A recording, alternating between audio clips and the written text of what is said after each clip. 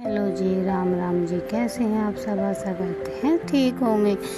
आइए जानते हैं माता तुलसी की कथा।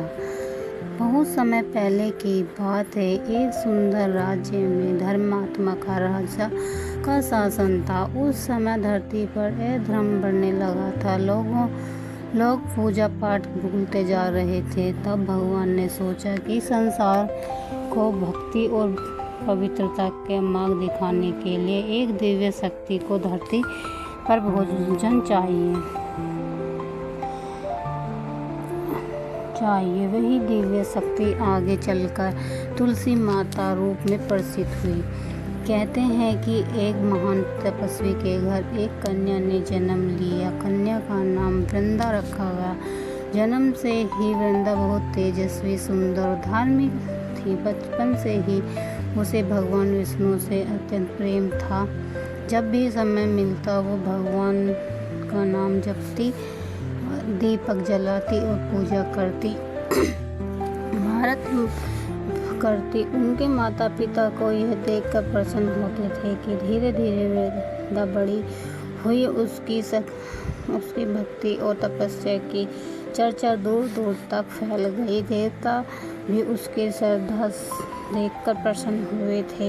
उसी समय जलेंद्र नामक का एक बलवान दैत्य था। वह बहुत पराक्रमी था, लेकिन उसका स्वभाव धार्मिक था, घमंडी था। उसने कष्ट पर कठोर तप करके वरदान प्राप्त कर लिया था। वरदान के कारण उसने हारना कठिन हो गया था।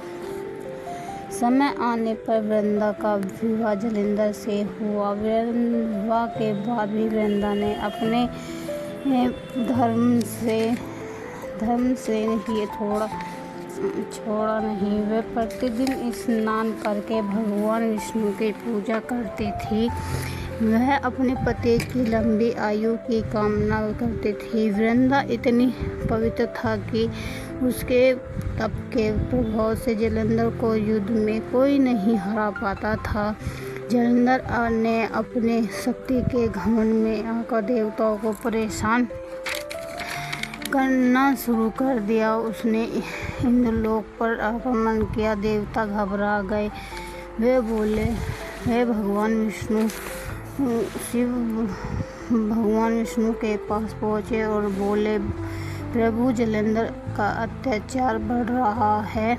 उसे कोई पराजित नहीं कर सकता। भगवान ने ध्यान लगाया और जाना कि जलेंद्र की शक्ति उसकी पत्नी वृंदा के सत्व और तपस्या से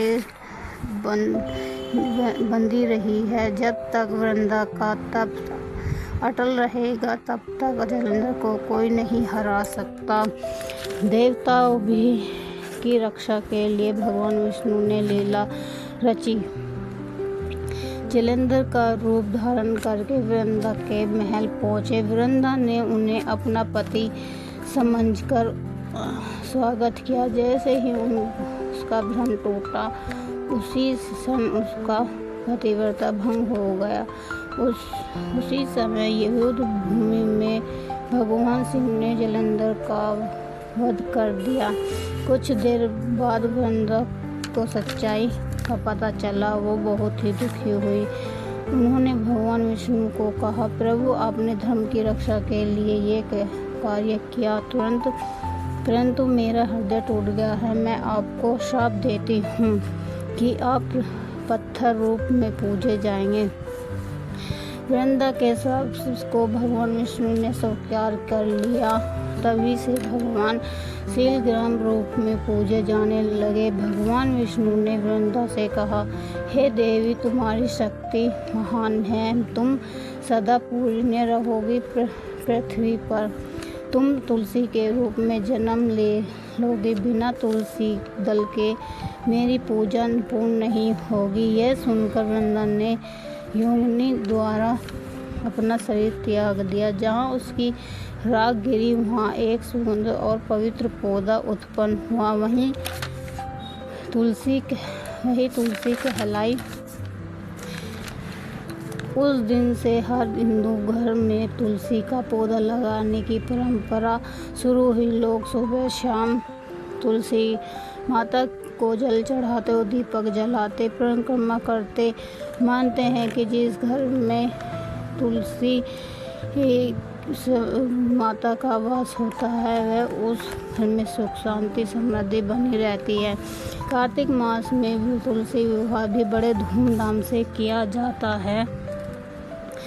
इस दिन चारों घरों में मंगल माना जाता है, इससे घर में शुभता आती है और विवाह में आने वाली बाधाएं दूर होती हैं। तुलसी माता केवल एक पौधा नहीं बल्कि श्रद्धा और भक्ति और पवित्रता की प्रतीक है।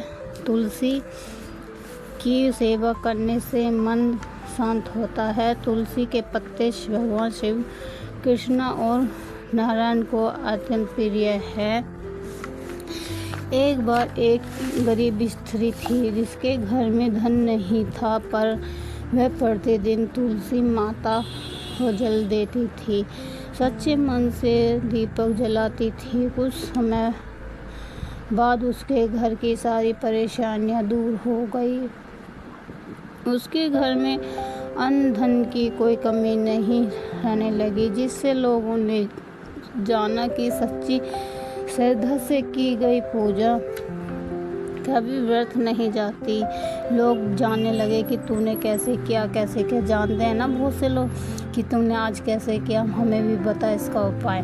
तो लोग बाग भी सच ऐसे पूछने लग जाते जिसे वे आज ही करते हैं। रोज प्रतिदिन तुलसी माता की परिक्रमा करती, जिसके बाद पाप नष्ट होते और घर में रोग दोष दूर होते। तुलसी की सुगंध वातावरण को भी शुद्धता करती, इसलिए आज भी लोग कहते हैं कि घर आंगन में तुलसी माता का होना बहुत शुभ है। सुबह तुलसी के पास दीपक जलाना और संध्या में आरती करना परिवार के लिए मंगलकार माने जाते हैं। तुलसी माता हमें सिखाती है कि जीवन में शक्ति, सत्य, निष्ठा और धैर्य कितना आवश्यक है। चाहे कितना भी कठिन आए, भगवान पर विश्वास रखने वाला व्यक्ति अंत में विजय प्राप्त करता ही है। जो श्रद्धा से तुलसी माता की कथा सुनाता है और घर सुख समृद्धि आती है, रोग दोष से दूर होता है और भगवान विष्णु की कृपा बनी रहती है।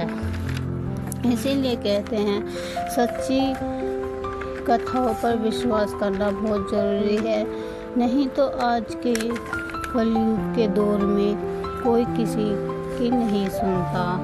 तो इसी प्रकार तुलसी माता की कथा आपको कैसी लगी?